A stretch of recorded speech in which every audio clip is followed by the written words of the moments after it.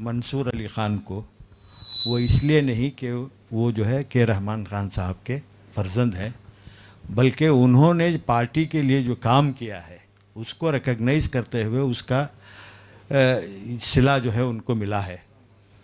लेकिन खून में जो है उनके सियासत है ही है। मैं अदीब साहब से कुछ चीज़ें बताना चाहता हूँ कि ये बेंगलोर सेंट्रल जो है 2009 के पहले यहाँ पे बेंगलोर नॉर्थ हुआ करता था, जिससे जाफ़र शरीफ साहब इलेक्शन लड़ा करते थे।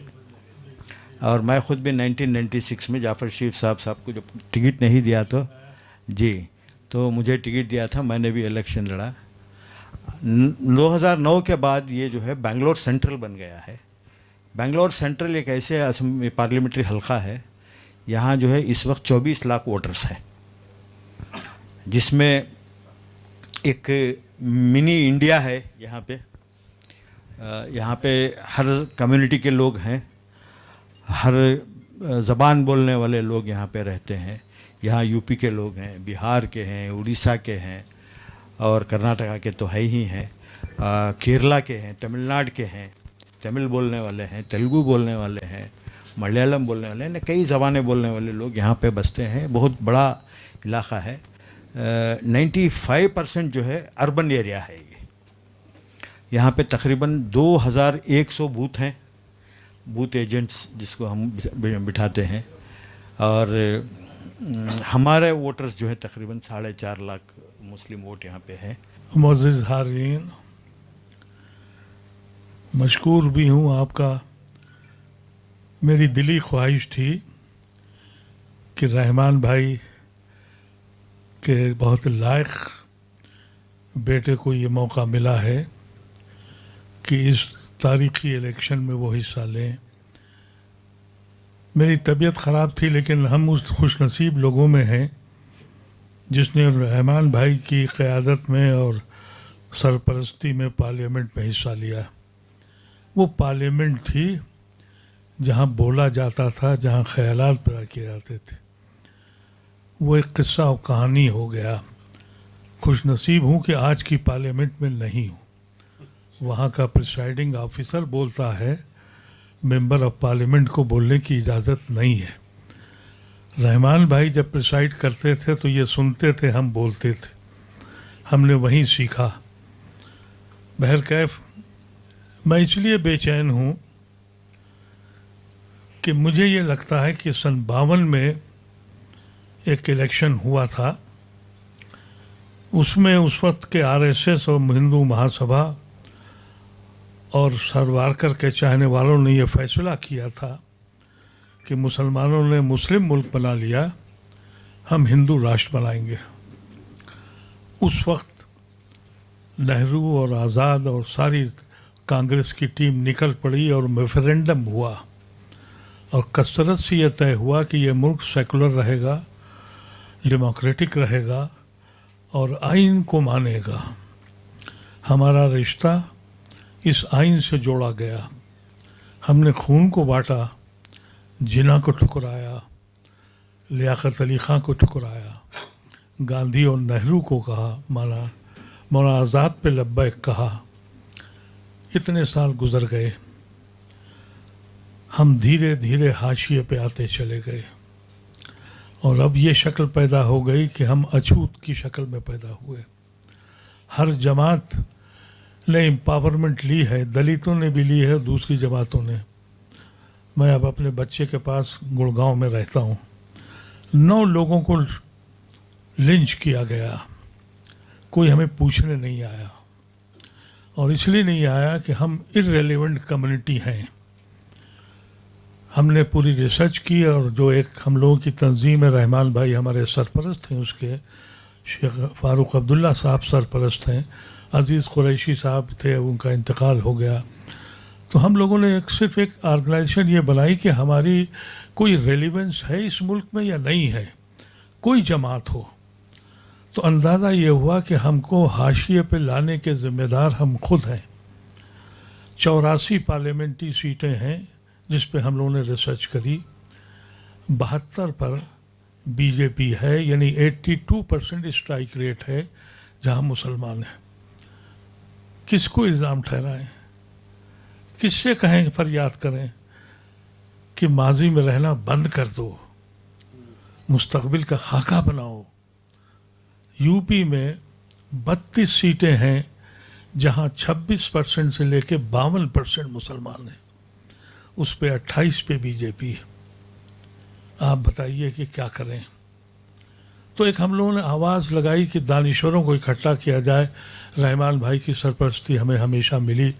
ये बीमारी में भी वहाँ गए और बीमारी में हम लोग जहाँ जहाँ जाते हैं इनकी सरपरस्ती रही। हमने बहुत से लोगों को इकट्ठा किया और ये कहा कि पढ़े लिखे लोग बाहर क्यों नहीं आ रहे हैं, क्योंकि हमने ये महसूस किया और आपने भी देखा होगा कि जो बड़े बड़े ऑफिसर्स रहे हैं, बड़ी पोजीशंस पे हिंदू हजरात हैं, रिटायर होने के बाद सबसे पहले आरएसएस और बीजेपी में जाते हैं, चाहे वो फौज के हों, चाहे वो डेमोक्रेट हों, चाहे वो बड़े टेक्नोक्रेट हों।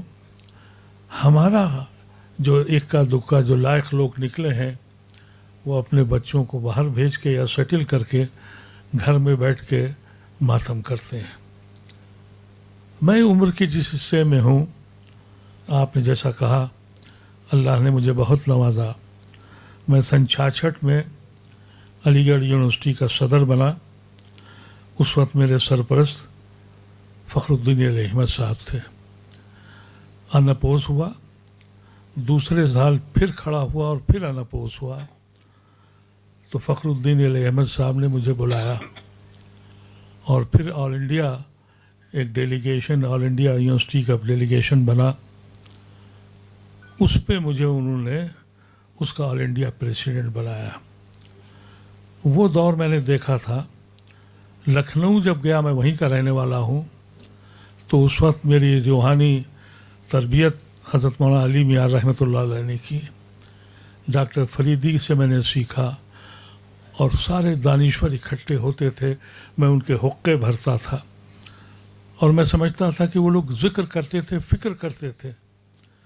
अपनी उम्र के आखिरी हिस्से में आके जब नज़र दौड़ाता हूँ तो बेहिसी का एक आलम है, खौफ है।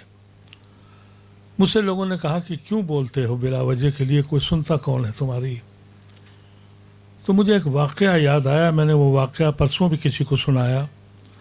जब शेखुल हिंद माल्टा में बंद थे और हुसैन अहमद मदनी साहब उनकी खिदमत में थे, तो बगल में तुर्की फ़ौजियों का एक काफ़िला बंद था। रातों रात उनकी पिटाई होती थी और चीख पुकार करते थे, अल्लाह अकबर के नारे लगाते थे। तो हुसैन अहमद मदनी साहब ने लिखा कि मैंने कोशिश करके उन बच्चों के पास पहुंचा जो फ़ौजी थे कि अल्लाह के वास्ते चीख पुकार मत किया करो, ये बहुत बड़े बुज़ुर्ग हैं, रात को सो नहीं पाते होंगे। तो उन्होंने ये लिखा कि एक दिन वो बच्चे, वहाँ खामोशी थी। सुबह जब वो तहज्जुद पे उठे, फजर पढ़ी, उसके बाद उन्होंने कहा कि भाई हुसैन, रात भर आवाज़ नहीं आई, क्या ये बच्चे भी डर गए? मैं पूरी रात सो नहीं पाया। तो इसने मैंने कहा कि मुझे इंस्पिरेशन मिलता है। मैं कहता हूँ मैं बोलूँगा। 3 मुकदमे मेरे ऊपर हैं, अभी तक अल्लाह का करम है, इनमें जुर्रत नहीं हुई है पकड़ने की। 153 ए के मुकदमे लगाए, लेकिन मैंने ये फ़ैसला जब ये कर लिया कि चाहे तिहाड़ जेल में मरूं, डर के नहीं जाऊंगा। इसीलिए हम लोगों ने अभी यूपी का एक दौरा किया और मैंने अभी रहमान भाई को रिपोर्ट दी है। पिछले जो 8 सीटों पे इलेक्शन हुआ है, इंशाअल्लाह आप 6 सीटों पे जीतेंगे। और उसकी सिर्फ वजह यह है कि मुसलमान के दिमाग में ये बात आ गई है कि अब पैर खींचना बंद कर दें, अल्लाह के वास्ते हाथ पकड़ने का तरीक़ा सीखें। जब तक आप हाथ नहीं पकड़ेंगे ये सिलसिला ख़त्म नहीं होगा। मैं इसलिए, मेरी एक कोशिश है और मेरे सारे साथियों की कोशिश है, ये मेरे हौसला है, ये स्ट्रेंथ है जो बैठे हैं। इसके बाद अजीज़ साहब चले गए, फ़ारूक भाई हैं, ये हैं, इसके बाद कोई दिखाई नहीं पड़ता। मैं नौजवानों से कहता हूँ कि तुम कुछ भी अमल कर लो। हज़रत मौलाना अली मियां साहब रहमतुल्लाह का एक कौल था, जब बाबरी मस्जिद का मूवमेंट चल रहा था, मेरे सामने ये अल्फाज उन्होंने कहे बाबरी मस्जिद वालों से कि कितने ही नमाज पढ़ लो, अगर सियासी बेदारी और सियासी बसीरत नहीं है, मस्जिद नहीं बचा पाओगे। तो हकीकत यही है कि न हमने बेदारी दिखाई, न बसीरत दिखाई, और नारे लगाते रहे। अभी भी एक बड़ी तादाद गैर मुस्लिमों की है जो हमसे ज़्यादा परेशान है कि ये मुल्क का कगार पे खड़ा है टूटने के। ये मुल्क वहाँ खड़ा है, वो फिक्रमंद है। मैं अपने हिंदू भाइयों से कहता हूँ, मैं तुम्हारी मदद के लिए खड़ा हूँ। तुमने तो हमारी मदद नहीं करी, लेकिन हम खड़े हैं तुम्हारे लिए। और हम आज हाशिए पे क्यों आए हैं, उसकी वजह सिर्फ यह है कि छोटे छोटे मसाइल पर, एक मिसाल के तौर पर आपको बताऊं कि मैं अमरोहा गया। दानिश अली एक बहुत कामयाब पार्लियामेंटेरियन हैं। उनको सज़ा इस बात की मिली, मायावती ने दी कि उन्होंने 370 पे वोट नहीं डाला। उन्होंने ट्रिपल तलाक पे मुखालफत करी, NRC पे मुखालफत करी, पार्टी से निकाल दिए गए। वहाँ 40% मुसलमान हैं। जब हमें पता लगा, हम सब लोग गए वहाँ, तो मेरे ही साथियों ने वहाँ कम से कम अलीगढ़ के 1000 से ज़्यादा लोग थे। हम लोगों का काफ़िला जा रहा था, उसमें गैर मुस्लिम प्रोफेसर त्रिपाठी थे, हमारे एक दोस्त दया सिंह साहब थे, को 1500 लोग जमात इस्लामी के लोग थे। तो उन्होंने बाहर ही रोक लिया हमको और कहा कि अदीब साहब, आप तो सीनियर हमारे अलीगढ़ के हैं, और हमारा एक वीडियो उन्होंने सुना था जिसमें मैंने अपील की थी, अपने घर लेके चले गए। और बहुत इससे ज़्यादा लोग वहाँ जमा हो गए और उन्होंने शिकायतें शुरू की। मैंने कहा कि जब अलीगढ़ के पढ़े लिखे लोग ये बातें कर रहे हैं तो तुम्हारे ऊपर तो अजाब आएगा ही। यूपी के बारे में मैं आपसे ज़्यादा बता सकता हूँ कि मुजफ्फरनगर एक सीट है, वहाँ सईदुज़्ज़मा साहब MP हुआ करते थे। वहाँ से हमारे सईद साहब जो कश्मीर के थे, जो होम मिनिस्टर बने थे, हाँ, मुफ्ती सईद, वो भी वहाँ से इलेक्शन लड़े थे। वहाँ 47% मुसलमान हैं। मुसलमानों ने कहा कि साहब ये हमसे मिलने नहीं आए, ये फलां घर में गए थे, यहाँ नहीं आए। वो सीट हमसे चली गई, वहाँ BJP का MP बन गया।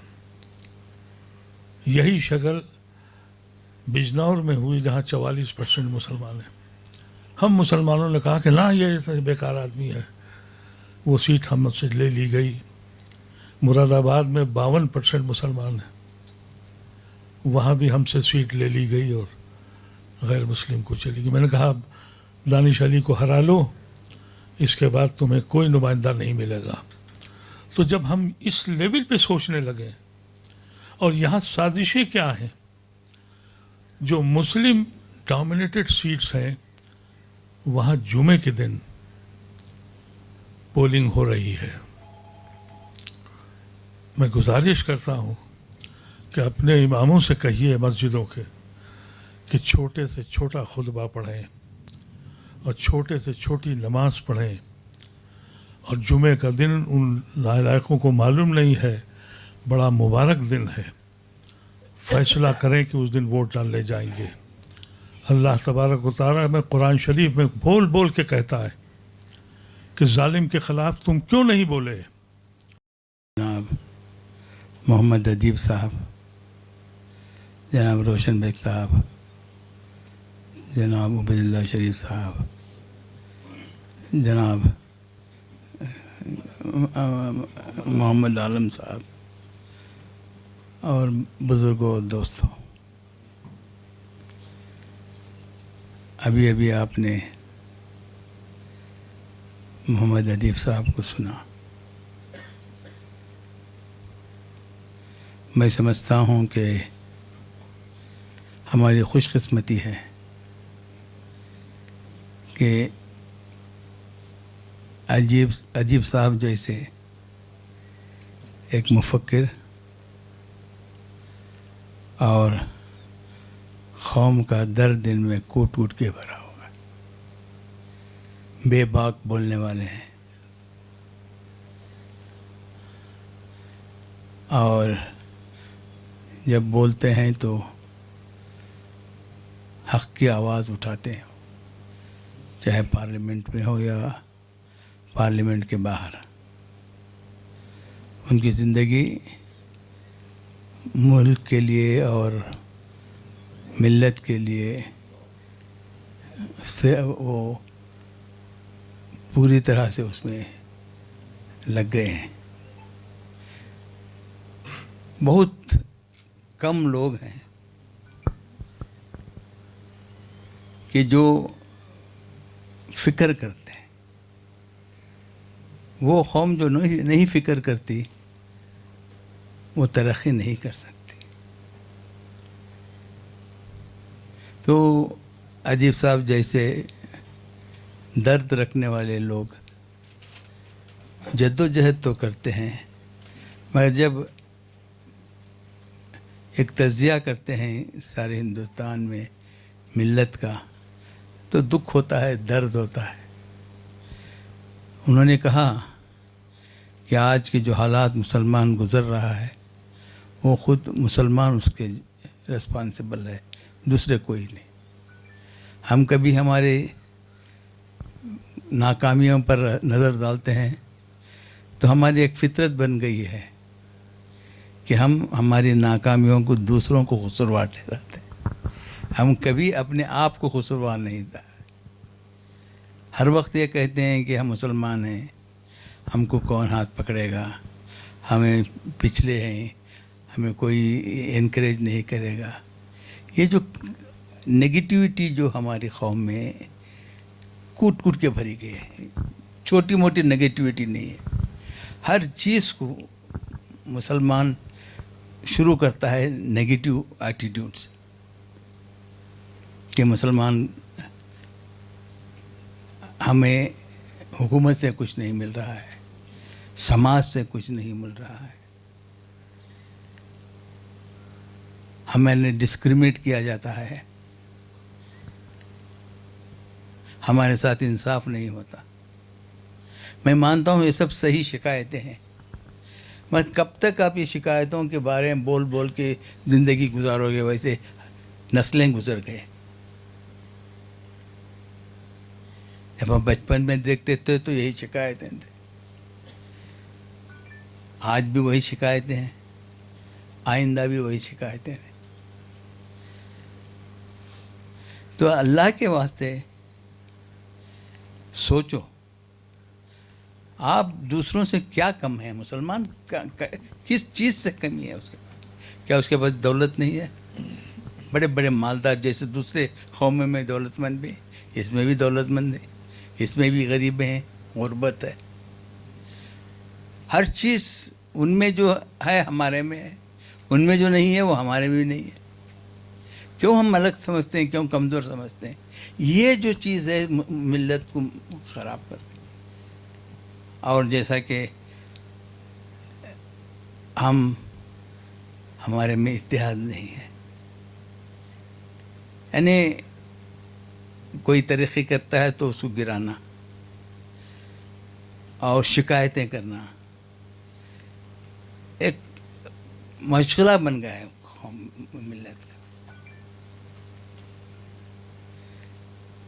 अगर ये ख्यालात आपके हैं तो आप कैसे तरक्की कर सकते हैं? कैसे लोगों को साथ ले जा सकते हैं? कैसे राहबरी कर सकते हैं? तो अल्लाह ताला ने हुजूर सल्लल्लाहु अलैहि वसल्लम को सारे हमें कुरान दिया, हुजूर सल्लल्लाहु अलैहि वसल्लम की राहबरी करने के लिए इंसानियत के उन्हें भेजे। अब हम उनके उम्मती हैं, हम कैसे राहबर बने? तो आज वक्त आ गया है कि जो हो गया हो गया। एक मिल्लत में आज हिंदुस्तान का मुसलमान को अगर एक लफ्ज़ में कहूँ तो मैं उसको देने वाला बनाने, समाज को देने वाला बनना चाहिए। छोड़ो ये पूछने का हमारे पास कुछ नहीं कुछ नहीं, आप देने वाले बनो, आपके पाँव पर गिरेंगे दूसरे। अगर आप में अच्छा डॉक्टर है तो वो नहीं देखेगा मुसलमान है। आरएसएस वाला ये नहीं कहेगा मैं नहीं जाता मुसलमान के पास। एक छोटा इंसिडेंस, हमारे टुमकुर के स्वामी, सब जानते हैं टुमकुर का, मत टेलिंग, 106 साल बीमार हो गए उन्होंने, और वो बीमारी मद्रास में एक डॉक्टर रहते जो मुसलमान है। वो स्वामी इतना इन्फ्लुएंस है, एक तरह हुकूमत को वो हिला दे सकता। मुझे विकास, वो मुसलमान है तो पूरे लोग मुझे अप्रोच किए, किसी भी तरह से उनको यहाँ इलाज करने बुला लो, हम यहाँ से फ़्लाइट भेजेंगे, फ़्लाइट स्पेशल चार्टर्ड फ़्लाइट भेजेंगे उनको। मैं उनसे राबिता किया तो उन्होंने कहा मैं नहीं आ सकता, अगर लाएं तो मैं यहाँ मद्रास में इलाज करूँ। तो स्पेशल एम्बुलेंस में स्वामी को मद्रास ले गए, उनका इलाज किए। वहाँ ये नहीं देखा गया कि मुसलमान है, काबिलियत और ज़रूरत। तो समाज की ज़रूरत बनना चाहिए। अगर आपके पास अच्छा हॉस्पिटल है, आपके पास अच्छे इदारे हैं, और ये सीखो कि सोसाइटी को हेल्प करें, हम जिस समाज में रहते हैं उस समाज के लिए हम मददगार बनना चाहिए, तभी आपकी इज्जत होगी। दुनिया में देने वाले की इज्जत होती है, पूछने वाले की इज्जत नहीं। तो कौम को हमको तब्दील करना पड़ेगा, जैसा कि जूस करते हैं। अब जूस कितने हैं, उनकी इज्जत है, उनको कोई धुतकारता नहीं। तो हमको देने वाले बनना चाहिए। अगर वो बने और हमारा हक पूछने की ताकत रखना चाहिए। जैसे कि आज एक आजमाइश का वक्त है मुसलमान के पास, इलेक्शन, हम जमहूरियत में हैं, जमहूरियत ही हमारी एक ताकत है। अगर जमहूरियत नहीं तो नहीं, हम कुछ भी नहीं हमारे पास ताकत है। वो जमहूरियत को बचाने का वक्त आया है। यहाँ कांग्रेस क्या है, ये क्या है, आज आपको देखना चाहिए कि किस तरह से ये आइन को हम बचाएं। अब खुला लिखा हुआ है कि ये 400 पार इसलिए करता है कि इसलिए आइन को बदल, कुछ भी कर सकता है। अगर उसके पास मेजॉरिटी होगी, मेजॉरिटी तो मिलती है, मगर 2/3 मेजॉरिटी हो गई तो आइन गिन सब बदला जा सकता है।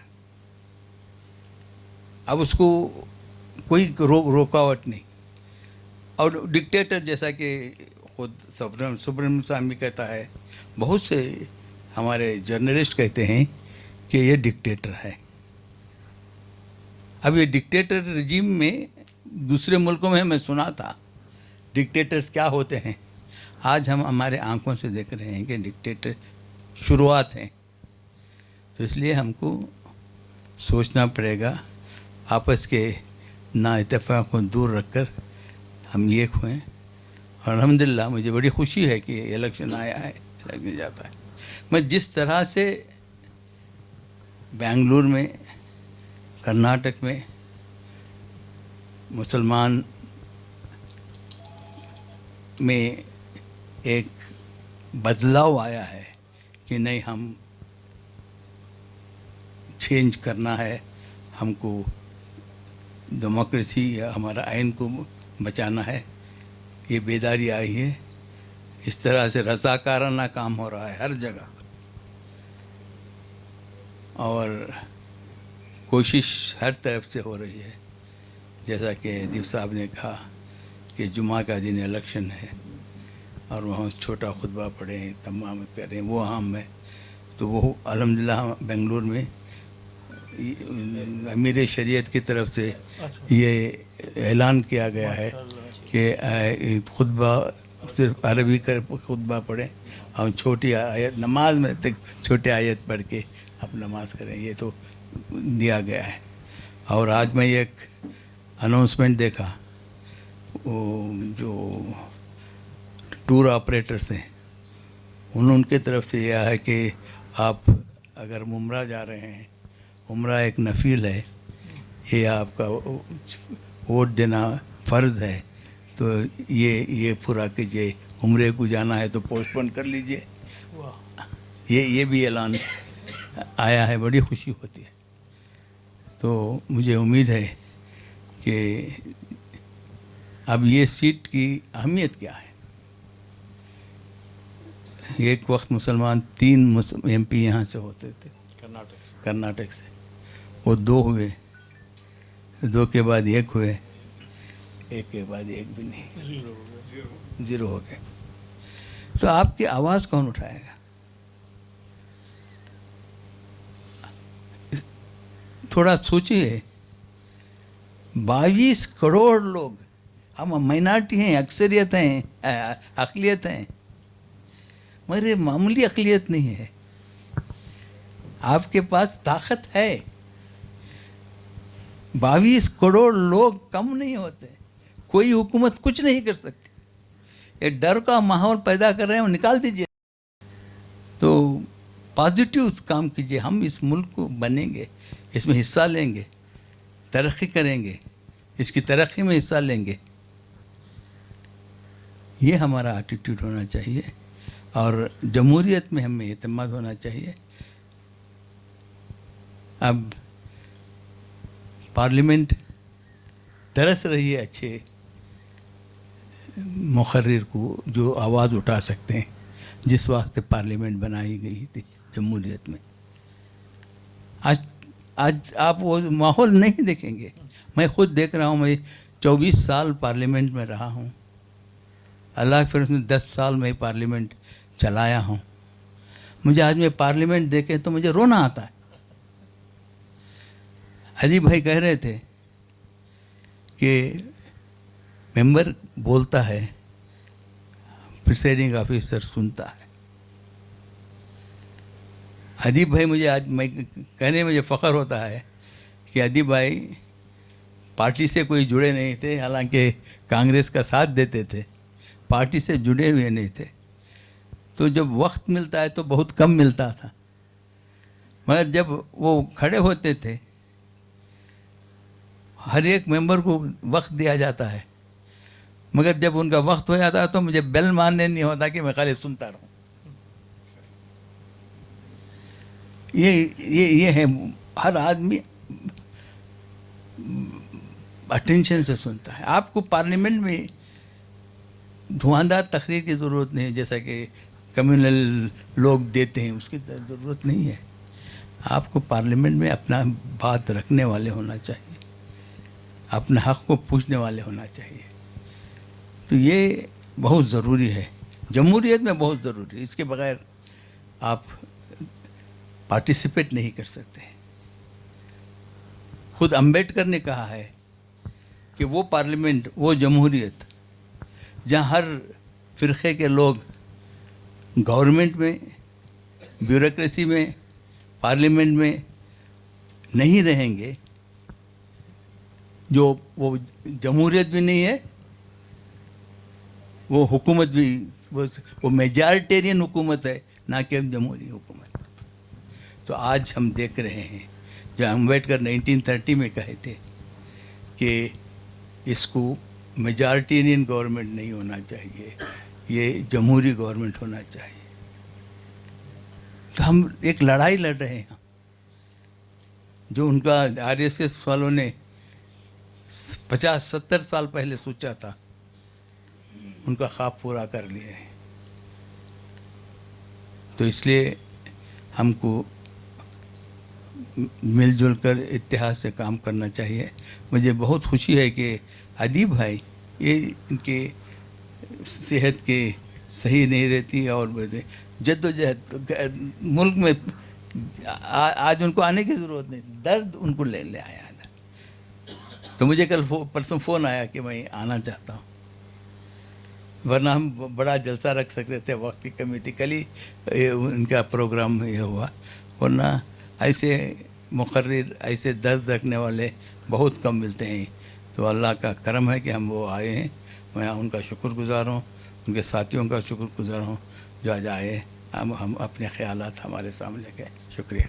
आज वक्त का तकाजा है कि हम एक दूसरे की टांग खींचना छोड़ दें, हम एक दूसरे से हाथ मिलाकर काम करें।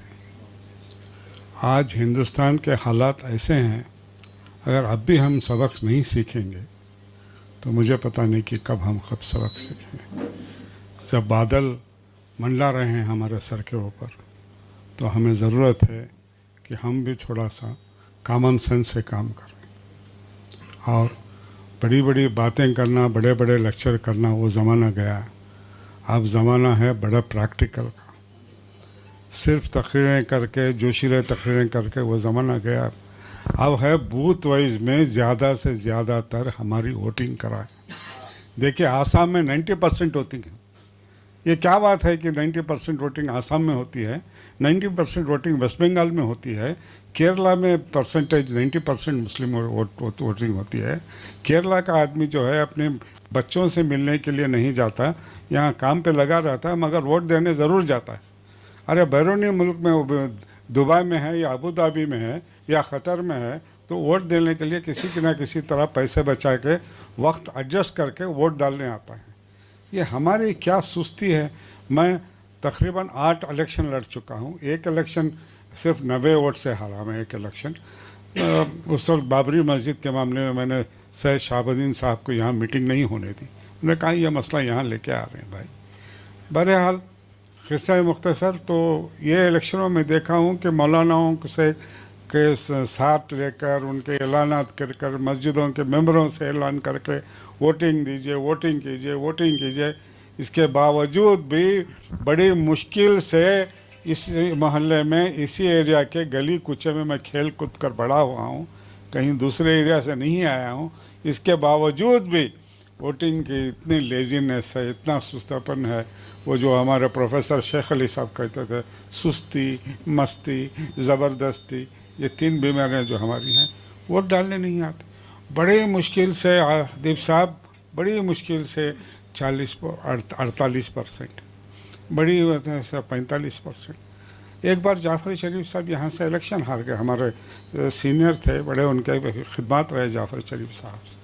उनका एक एरिया था, उनमें बेंगलोर नार से जब लड़े थे, तो देवरजन हली जो है एक मुस्लिम इलाका था। अब वहाँ से वहाँ कोर कमेटी बनाई गई। नसीर अहमद साहब, वो वक्फ बोर्ड के चेयरमैन उस वक्त के खालिद, इन सब मिलकर एक कोर कमेटी बनाई। नहीं, पोलिंग ज़्यादा करेंगे, पोलिंग ज़्यादा कराएं। नतीजा पता है आपको, जाफ़र शरीफ साहब इलेक्शन हार गए। जहाँ मुस्लिम आबादी ज़्यादा थी वहाँ पोलिंग हुई थी 35.6%। तो ये अगर ये रवैया रहा, अरे कौन आके क्या कर लेता है, ये रवैया हटना चाहिए। पोलिंग परसेंटेज हमको ज़्यादा करना है और हमारे दूसरे भाइयों के साथ मोहब्बत के साथ उनके साथ रखना है।